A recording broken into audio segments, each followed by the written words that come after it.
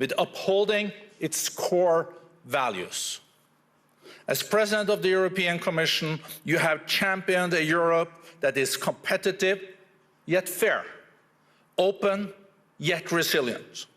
On the global stage, you have been a clear and consistent voice for multilateral cooperation, support for Ukraine, and a rules-based international order. At a time when leadership is tested not only by crisis, but by choices made for the future, your voice offers both direction and reassurance. Please join me in welcoming President von der Leyen. Madam President, the floor is yours.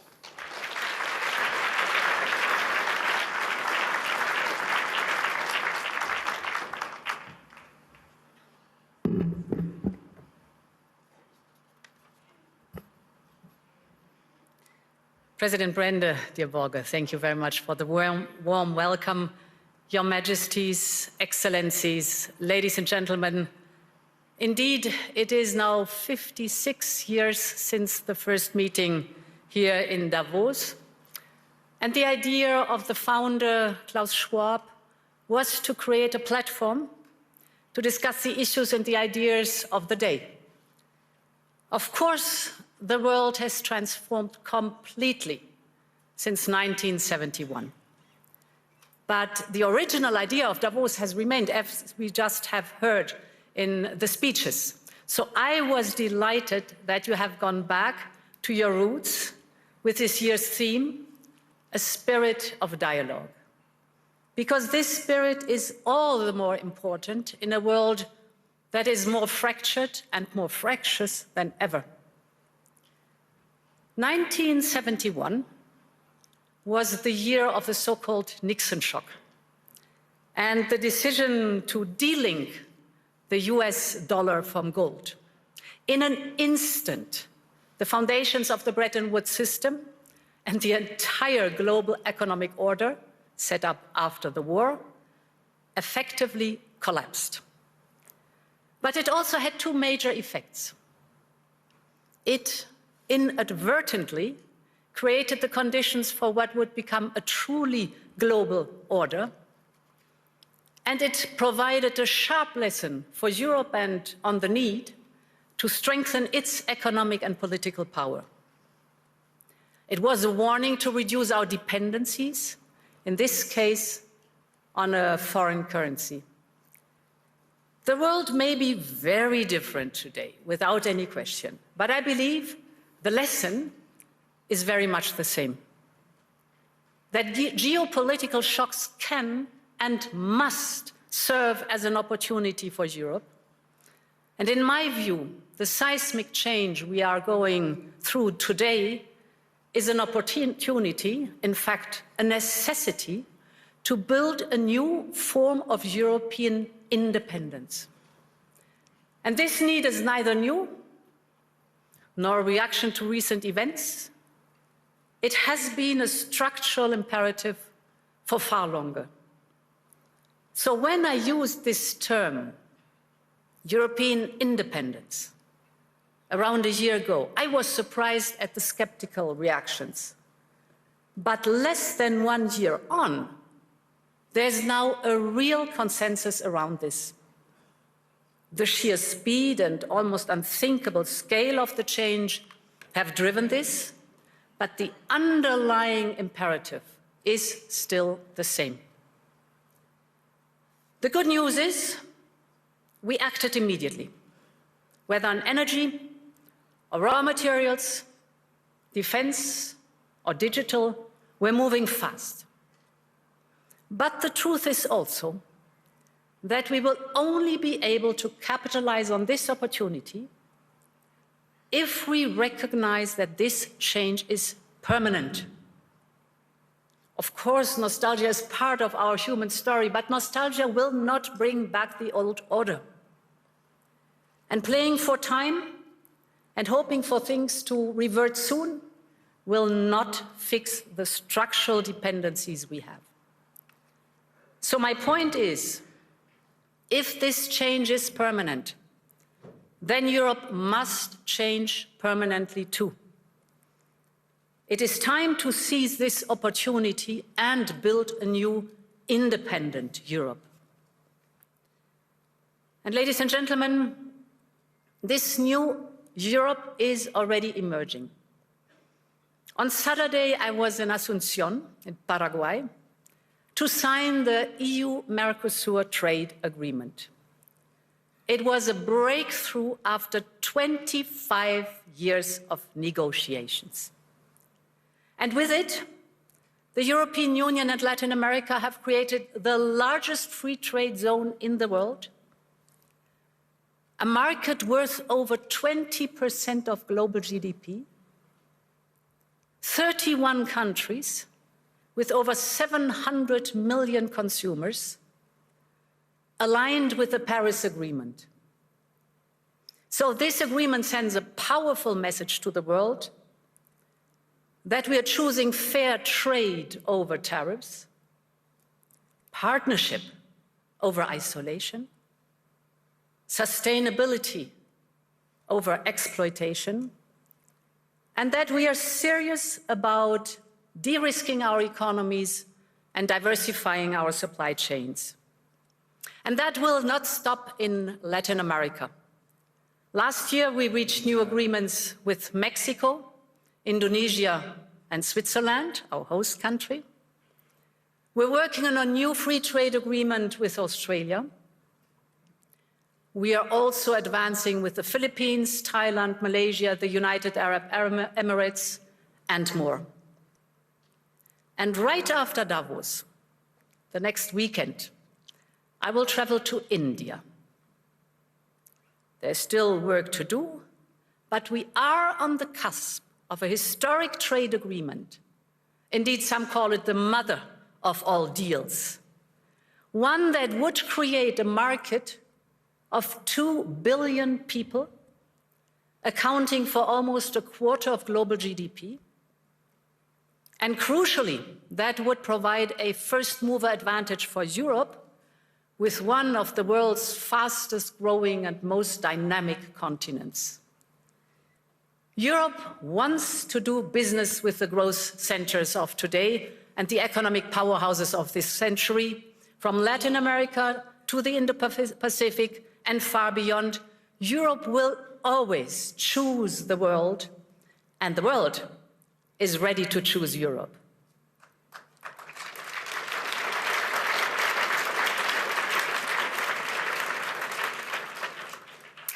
And ladies and gentlemen, this reality also reflects the fact that Europe has all the assets it needs to attract investment. The savings, the skills, the innovation with our AI factories and gigafactories and the applications that are necessary, AI first. What we need now is to mobilize collectively these assets to their full potential and to focus on the essential. So focal point number one is to create a conducive and predictable regulatory environment. We live in an age where capital and data can cross Europe in a second, and business must be able to move just as freely. But as things stand, too many companies have to look abroad to grow and scale up, partly because they face the new set of rules every time they expand into a new member state. So while on paper, the market is of 450 million Europeans open to them, it is far more complicated in reality. And that acts as a handbrake on the growth and profit potential of companies. So this is why we need a new approach. We will soon put forward our 28th regime. The ultimate aim is to create a new, truly European company structure. We call it EU Inc., with a single and simple set of rules that will apply seamlessly over our union, so that businesses can operate across member states much more easily. Our entrepreneurs, the innovative companies, will be able to register a company in any member state within 48 hours, fully online. They will enjoy the same capital regime all across the European Union. And ultimately, we need a system where the companies can do business and raise financing seamlessly across Europe, just as easily as in uniform markets like the United States or China. If we get this right, and if we move fast enough, this will not only help EU companies grow, but it will attract investment from across the world. Which brings me to the second focus, investment and capital. We are now building the Savings and Investment Union. We need a large-scale, deep and liquid capital market that attracts a wide range of investors. And this will allow business to find the funding they need, including equity, at lower costs here in Europe. We have made proposals on market integration and supervision to ensure our financial market is more integrated. This covers trading, post-trading and asset management, as well as driving innovation and making our supervisory framework more efficient. This will help ensure that capital flows where it is needed to scale-ups, to SMEs, to innovation, to industry. And the third priority is to build an interconnected and affordable energy market, a true energy union. Energy is a choke point for both companies and households. And just look at the dispersion of prices across European electricity hubs. Europe needs an energy blueprint that pulls together all the parts. This is our Affordable Energy Action Plan. We are, for example, massively investing in our energy security and independence with interconnectors and grids. This is for homegrown energies that we are trying to promote as much as possible, the nuclear and the renewables, to bring down prices and cut dependencies, to put an end to price volatility, manipulation and supply shocks. But now we have to speed up this transition, because homegrown, reliable, resilient and cheaper energy will drive our economic growth and deliver for Europeans and secure our independence. Ladies and gentlemen, whether on trade or business, capital or energy, Europe needs an urgency mindset. Our starting point is good. We are home to global champions in fields ranging from wind power to next-generation batteries, from aerospace to the industrial machines that are essential to build the chips and advanced weapons. Our companies are taking up AI at the same pace as their US peers. Europe is in the race for the key technologies of tomorrow.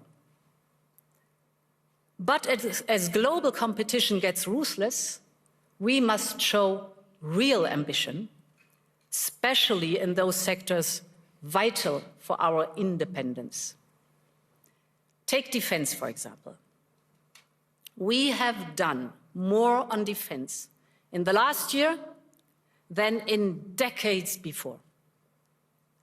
We have started a surge in defense spending up to 800 billion euros till 2030.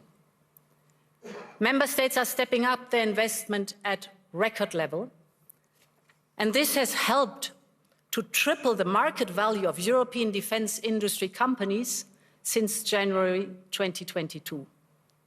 We now have 3 leading European defense tech startups that have reached unicorn valuation. They are working on AI-powered software and systems for battlefield intelligence, or on advanced dual-use and surveillance drones. So they are also driving innovation and investment in Europe's defense tech industrial base. All of this would have been unthinkable even a few years ago. This now only shows how economy and national security are more linked than ever. But also what we can do when Europeans have the will to match the ambition. So, ladies and gentlemen, this need for ambition is most important when it comes to the security of our continent. In just over a month, we will mark the 4th anniversary of Russia's war of aggression against Ukraine. 4 years on, Russia shows no sign of abating, no sign of remorse, no sign of seeking peace. On the contrary, Russia is intensifying its attacks, killing civilians every day as we speak. Just last week, its bombing of Ukraine's energy infrastructure left millions facing darkness, cold, and water shortages. This must end.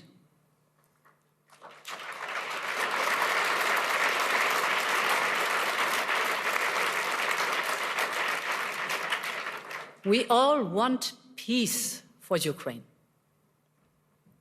We recognize President Trump's role in pushing the peace process forward, and we will work very closely with the United States.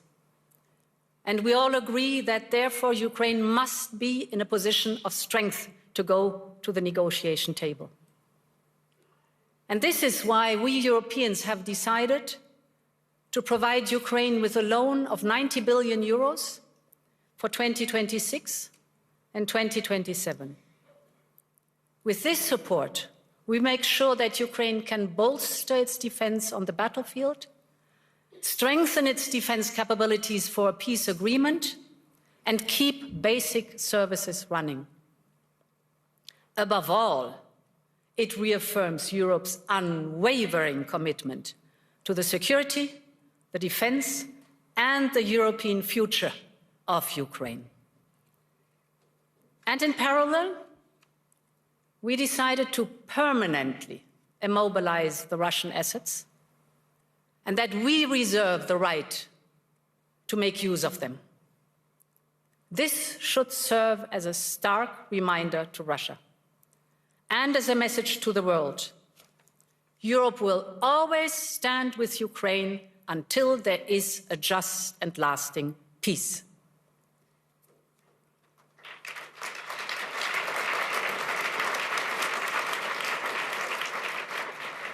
Ladies and gentlemen, I've spoken a lot today about European independence, on partnerships, on prosperity and security. So I would like to conclude with Greenland, an issue which cuts to the heart of all three of these imperatives. When it comes to the security of the Arctic region, Europe is fully committed. And we share the objectives of the United States in this regard. For instance, our EU member, Finland, one of the newest NATO members, is selling its first icebreakers to the United States. And this shows that we have the capability right here in the ice, so to speak. It shows that our northern NATO members have Arctic-ready forces right now. And above all, that Arctic security can only be achieved together.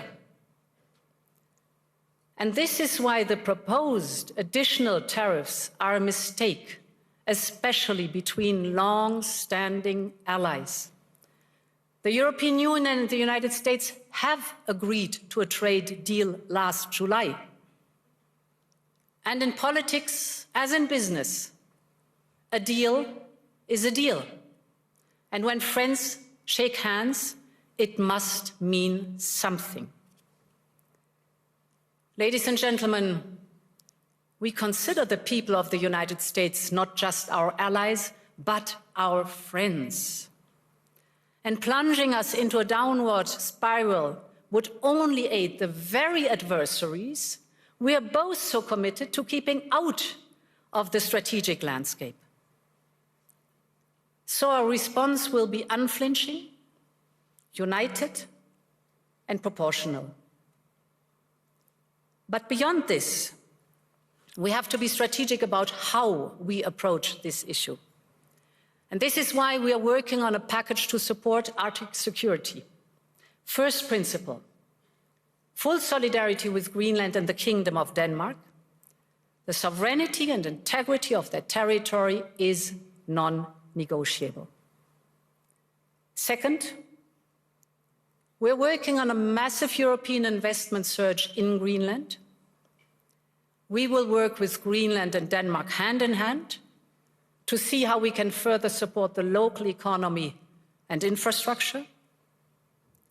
Third, we will work with the United States and all partners on wider Arctic security.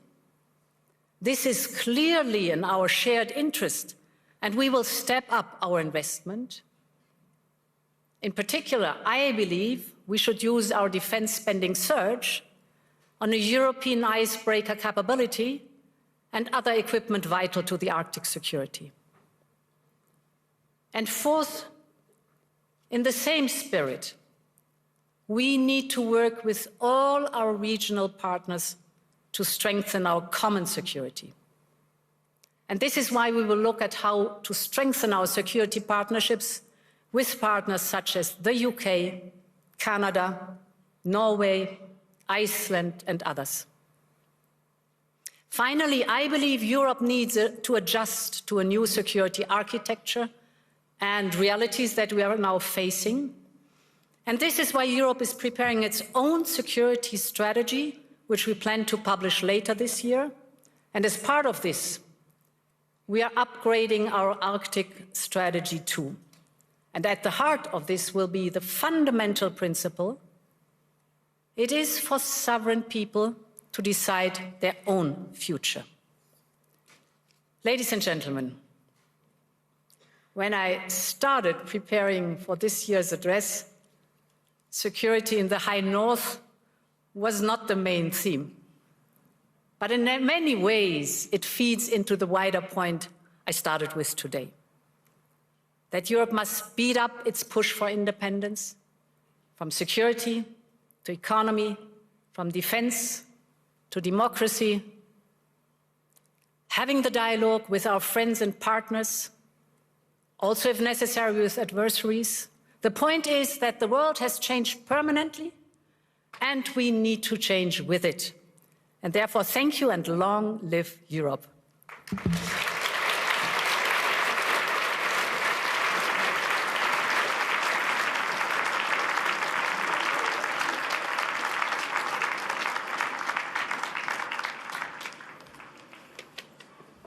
Madam President, there is not much to add, but a big thank you. Long live Europe, more defense than in decades.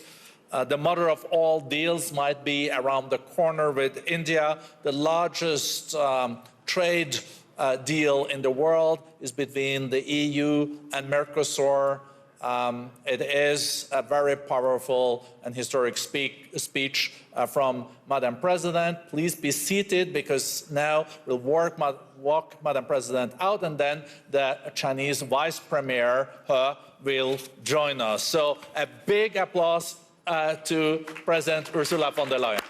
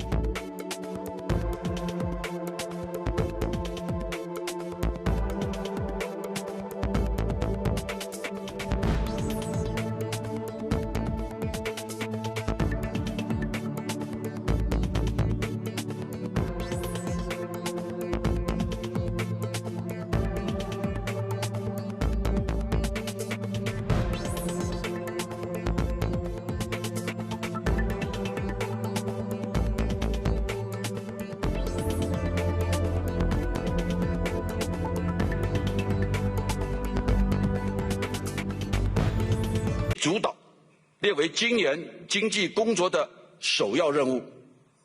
正在抓紧制定实施城乡居民征收计划，大力提振消费，加快在制造大国的基础上成为消费大国。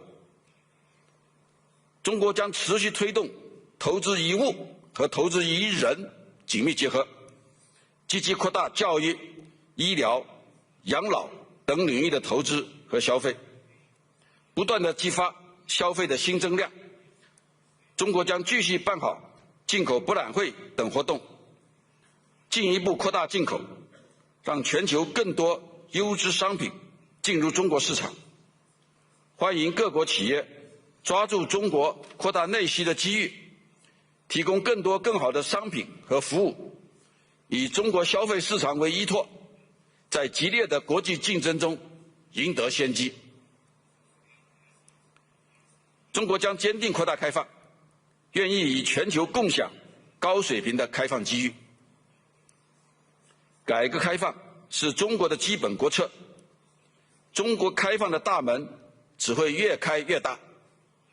中国将积极扩大自主开放，主动对接国际高标准经贸规则，以服务业为重点，扩大市场准入和开放领域，更大力度地吸引和利用外资。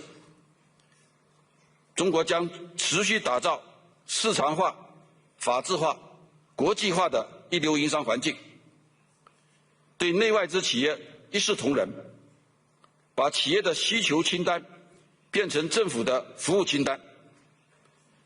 外资企业在中国经营遇到的问题可以随时反映，我们将积极研究解决。中国将深化国际产业分工的协作，坚定维护全球产业链、供应链的安全稳定，培育共赢共享的全球大市场。欢迎各国企业继续积极投资中国，共享中国的发展机遇，也希望各国政府为中资企业提供公平、非歧视、透明、可预期的投资环境。中国将加快科技创新，愿意与全球共享创新驱动发展的机遇。当前新一轮科技革命和产业变革正在加速推进，带来新的历史机遇。中国经济高质量发展离不开创新驱动，中国式现代化也必须靠科技现代化做支撑。目前中国的研发人员总量、国际专利申请量等位居世界第一，应用场景十分的丰富，创新的氛围良好。人工智能正在赋能千行百业，中国将继续推动科技创新和产业创新深度融合，加强知识产权保护和运用，激发各类创新主体的活力。科技进步离不开国际合作，科技创新既有机遇，也潜藏着风险。中国愿意同世界各国一道，以开放合作为促进科技创新和世界经济发展赋能，为应对人工智能治理等方面的全球性挑战贡献智慧。中国的创新发展不仅服务自身，也造福世界。欢迎各国企业与中国深化创新合作，共享创新驱动发展的机遇。中国将坚持绿色发展，愿意与全球共享绿色低碳转型机遇。去年9月，习近平主席在联合国气候变化峰会上郑重宣布2035年国家自主贡献，首次提出绝对量的减排目标，体现了中国的坚定决心和最大努力。中国已经建成全球最大的可再生能源体系，最完整的新能源产业链，将全面地实施碳排放总量和强度双控制度，力争2030年之前二氧化碳排放达到峰值，努力争取2060年之前实现碳中和。中国将与各方一道，全面有效地落实联合国气候变化框架公约及其巴黎协定，维护气候多边进程，积极推动全球绿色低碳发展。中国将致力于与各方建设更加紧密的绿色发展伙伴关系，努力弥补绿色产能的缺口，确保优质绿色产品在全球自由流通。欢迎各国企业抓住绿色低碳转型的机遇，加强与中国在绿色基建、绿色能源、绿色矿产、绿色金融等领域的合作，携手打造一个绿色繁荣的未来。女士们、先生们、朋友们，达沃斯的智慧在于对话，世界的前途系于合作。正如习近平主席所说，冲出迷雾，走向光明，最强大的力量是同心合力，最有效的方法是和衷共济。让我们秉持人类命运共同体的理念，发扬对话的精神，深化开放合作，共同推动世界经济这艘巨轮在广阔蓝海上乘风破浪，行稳致远，携手共建美好未来，力促本次年会圆满成功。谢谢大家。